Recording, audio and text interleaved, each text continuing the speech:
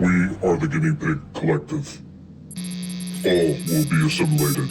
Resistance is futile. How you can imagine?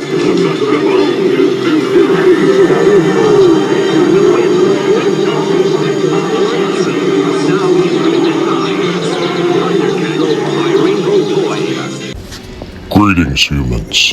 This is Indy. Welcome back to Toys from the Past.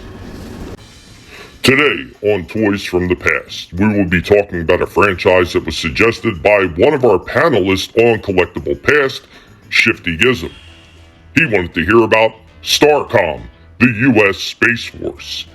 Now, StarCom was created in 1986 and was an action figure and vehicle toy line by the Connecticut-based toy maker Coleco. Now, the toy line was also supported by a 13-episode half-season of cartoons by Dick, which was co-developed with NASA's Young Astronaut Council.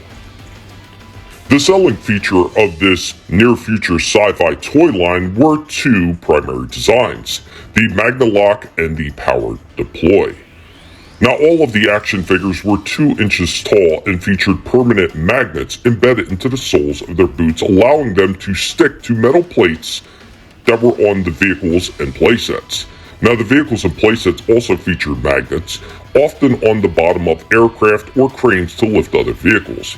The Power Deploy feature of vehicles and playsets involved spring-loaded or motorized transformations, often with a sort of mechanical resistor that produced a distinct whir noise as components slowly rotated into place. The line portrayed 2 factions, the evil Shadow Force Starmada with its robot drones, and the heroic StarCom, divided into the service branches of Astra Marines, Star Wing, and Starbase Command. All figures and vehicles bear a corresponding branch logo. Cross rifles in an orange rondelle for the Astra Marines, an eagle in a blue rondelle for the Star Wing, and an 8-pointed star in a blue rondelle for the Starbase Command.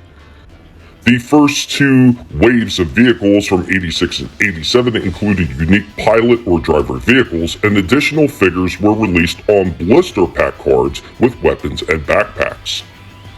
Since there wasn't a lot of promotion and the cartoon only lasted 13 episodes, and Coleco had also found themselves in financial trouble with their gaming division, in 1987 Coleco went out of business and was acquired by Mattel, who continued to release StarCom toys, but now minus the American flag and the US force, as they were more popular in Europe and Southeast Asia where they were marketing them.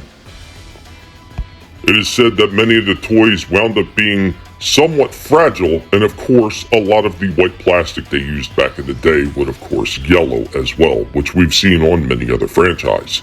Do you guys remember StarCom?